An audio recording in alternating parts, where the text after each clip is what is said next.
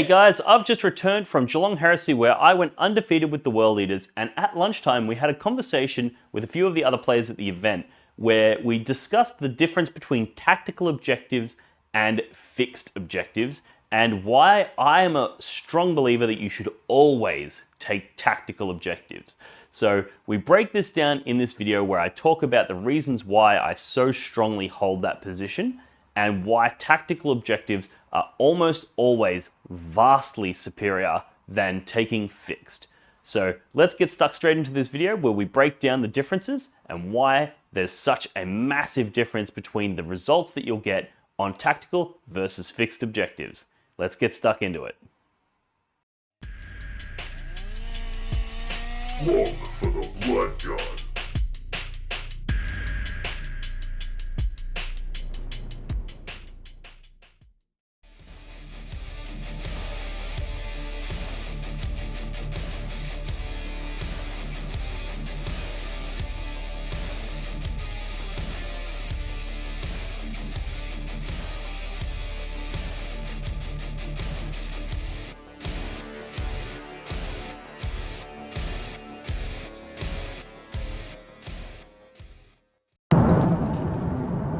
G'day guys, I'm on my way back from Geelong Heresy where I just went undefeated with a triple Lord of Skulls World Eaters list.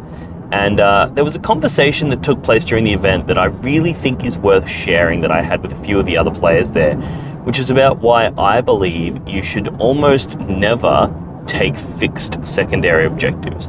We've all had those situations where you get to the table and you're umming and ahhing about whether or not you should take fixed or tactical objectives, you know, and obviously you've got the pros and cons. Tactical being that you've got the pros in that they're flexible and variable, so, you know, you've got a lot of different opportunities to achieve different things, but you're also at the mercy of the card draw.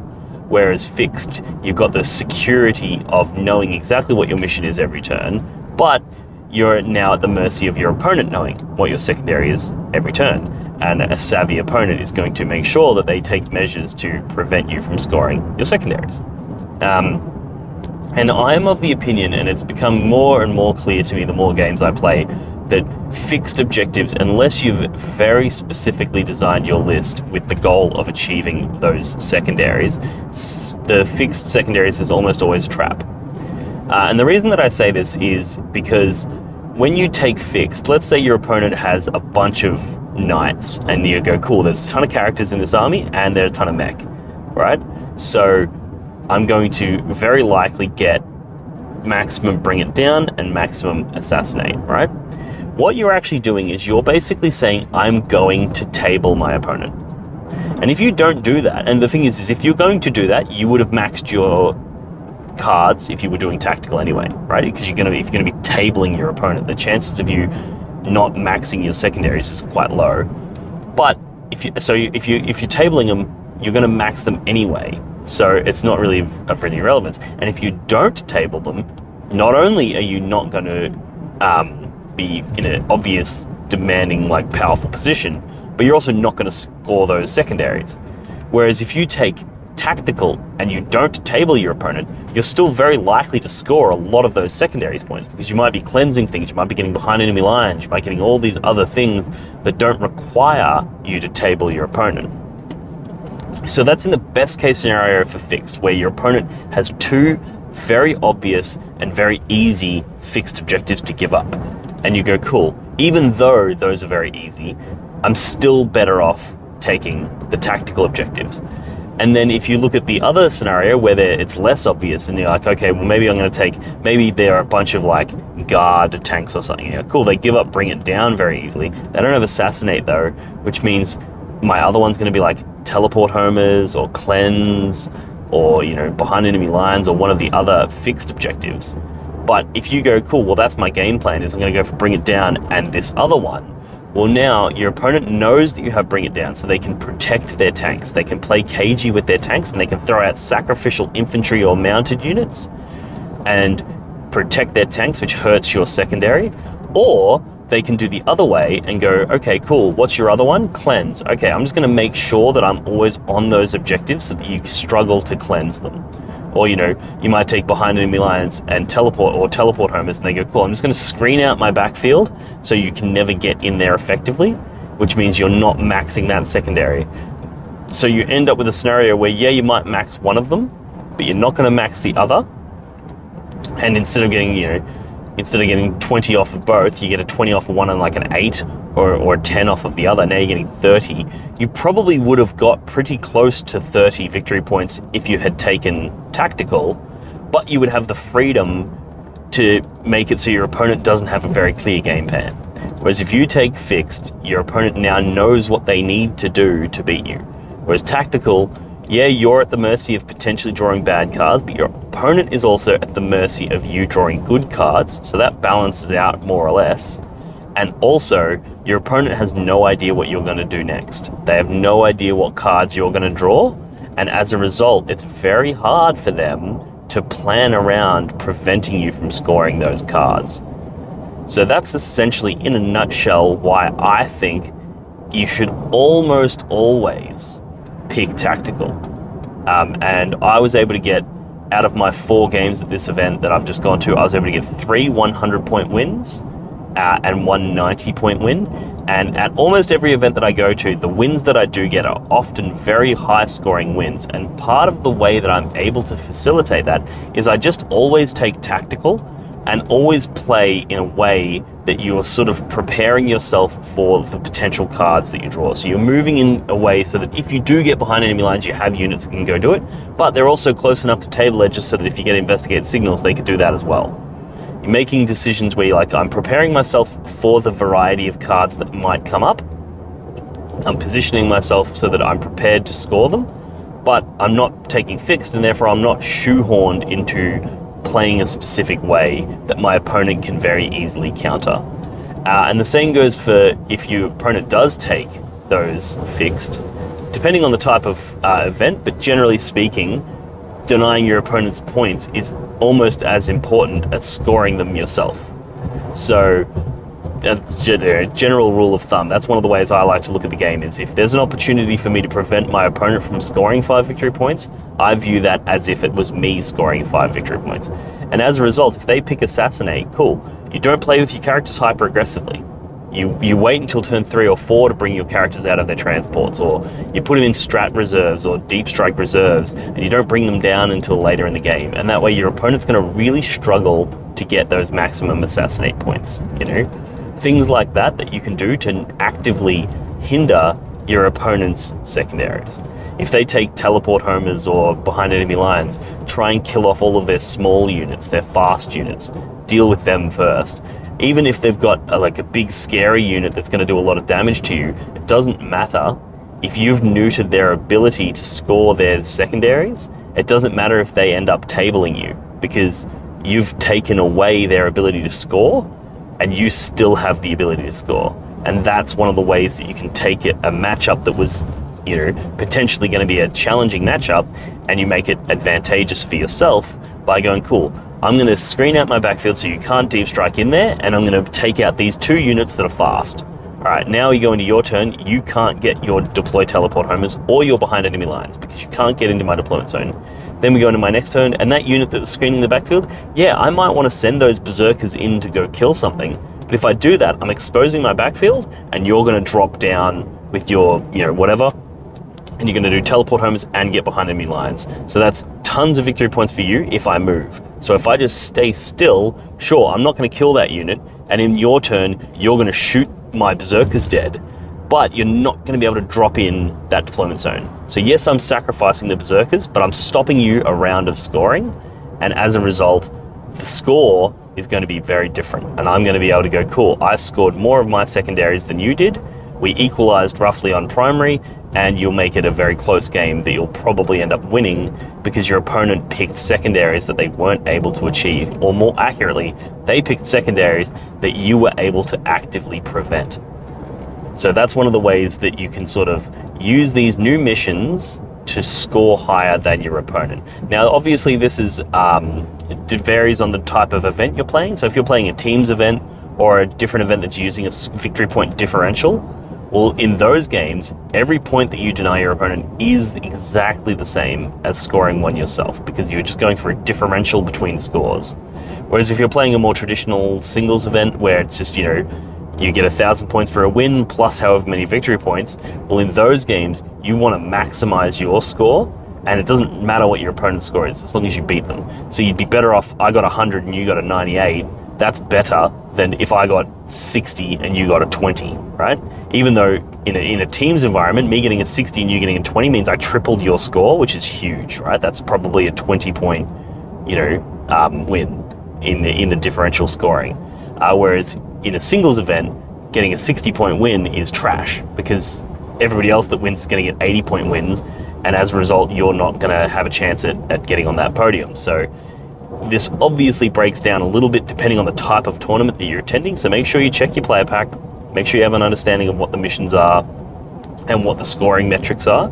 And if you are playing the singles event where getting those big scores is more important, well then, of course, sometimes denying your opponent's secondaries isn't that useful, because if I deny you 5 points, but instead I could just go in and get 5 points, and then we both get 5 points, that's okay, because that brings both of our scores up. So in a singles event, you might choose to do this differently, but generally speaking, I think as a general rule of thumb, you should always take tactical objectives. And just to recap on that, it's because you're almost certainly going to max your tactical if you're maxing your fixed.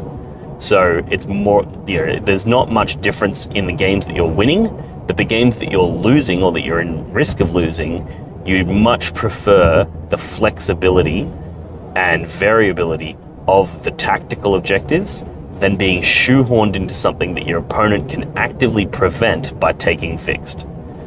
So that's my sort of just a real brief summary on my thoughts on the tactical versus fixed secondaries.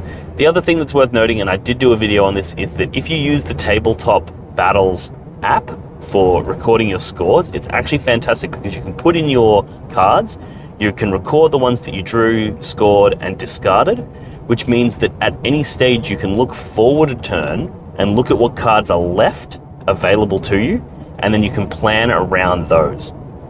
And you can do the same for your opponent. You can look at what cards they have left and plan around denying them that.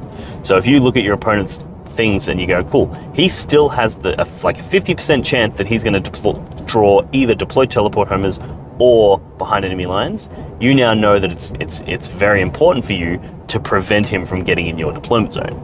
Whereas if he's already scored those cards, you now know that there's no point defending your deployment zone. You might as well just let him go in there because he has no need. There's no points he can get from being there, so you can just let him go. Another example of this could be if you've got, say you've got something in Deep Strike reserves, and it gets to your turn 3, and your cards are like, Bring It Down and Assassinate. They're the two cards that you drew, right? So you're like, well, this unit of 5 Scions, for example, aren't going to help me achieve either of those. So where do I want to put them, right? I can't put them on any of the objectives because they all have enemy units on them, so I can't Deep Strike near them. What do I want to do with them? What you can do is you can open the app, look at the future turns to see what your potential card draws could be. And if you have behind enemy lines, you want to drop them somewhere where that in the future turns, if you draw behind enemy lines, you'll score it with these guys. Or you might go, cool, I got Investigate Signals still in my hand, I haven't drawn that yet, so put them somewhere where they can be 9 inches from a table edge, so that or from a table corner, so that if you draw Investigate Signals, you can then go and get it.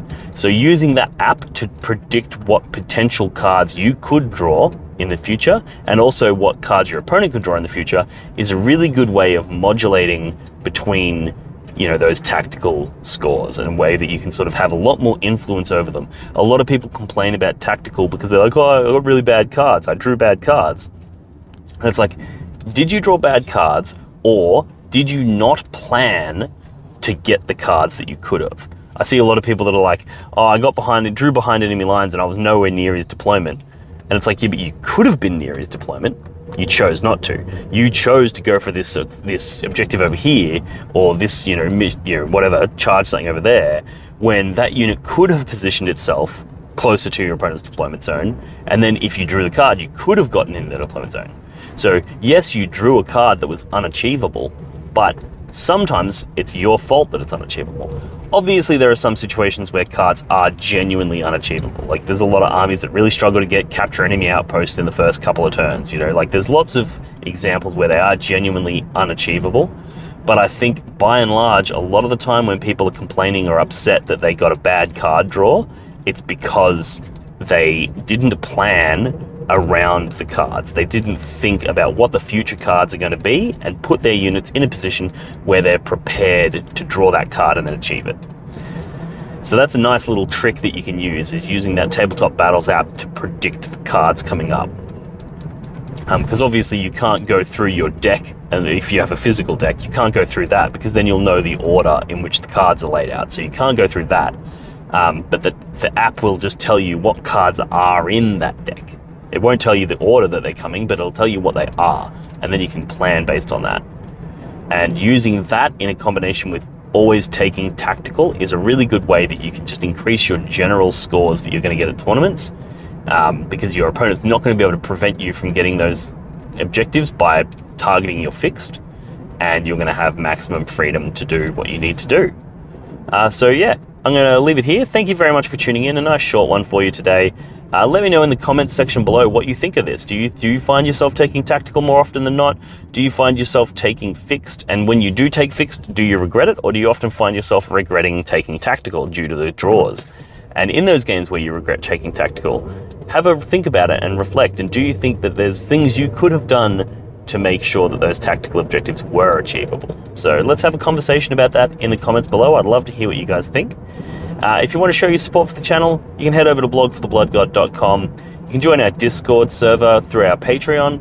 We do one-on-one list advice, coaching, that sort of stuff over there, which is really fantastic. We've got a really ripper little community. And also on that website, you can pick up merchandise like these t-shirts. You can pick up neoprene objective markers. You can pick up table mats. You can pick up terrain pieces. You can pick up dice. There's tons of really cool stuff you can get over on that website. And every time you buy something, I get a couple of bucks, which goes towards making this channel bigger and better and paying for the fuel to and from these events and justifying to the missus why it's important that I continue to do this, because she, you know, obviously I've got a family life that I need to monitor. I've got a relationship, I've got work, I've got all sorts of things going on. So being able to convince her that it's worthwhile me spending every weekend going to tournaments around Australia playing games is much easier to do when I can show her that I have the financial support of a large community. So I really do appreciate everybody who already shows their support, and I encourage you to join us. We have a lot of fun over there in the Discord, so yeah, make sure you check it out. And as always, thanks for tuning in. I'll talk to you in the next one, and yeah, see you around. Log for the Blood God.